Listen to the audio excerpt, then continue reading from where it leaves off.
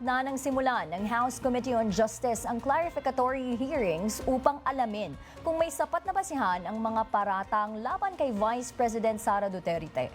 Ang detalye ihahatid ni Kate Renya.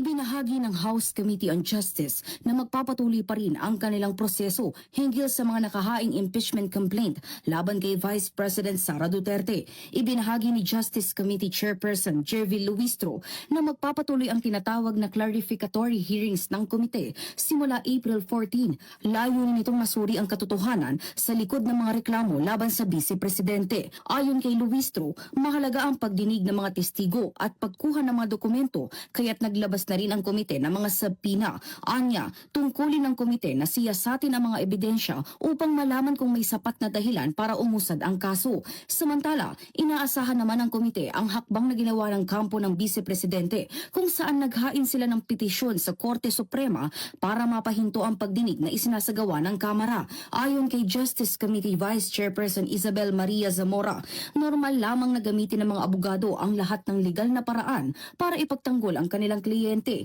Iginiit din ni Zamora na tuloy ang proseso alinsunod sa saligang batas at sa mga patakaran ng Kamara. Ipinaliwanag din niya na ang kasalukuyang proseso ng komite ay pawang isang paunang investigasyon kung saan sinusuri ang mga dokumento at ebidensya upang matiyak kung totoo ang mga aligasyon. Kabilang sa mga paratang sa impeachment complaint ang umano'y maling paggamit ng confidential funds, hindi maipalawanag na yaman, pagbabanta sa ilang opisyal at iba pang issue sa SALN at posibleng katiwalian. Kung mapapatunayang may probable cause at makakuha ng sapat na boto mula sa mga miyembro ng Kamara, ipapasa ang kaso sa Senado na siyang magsisilbing impeachment court para sa paglilitis. Para sa totoong balita sa Bagong Pilipinas, Kate Renya, Congress News.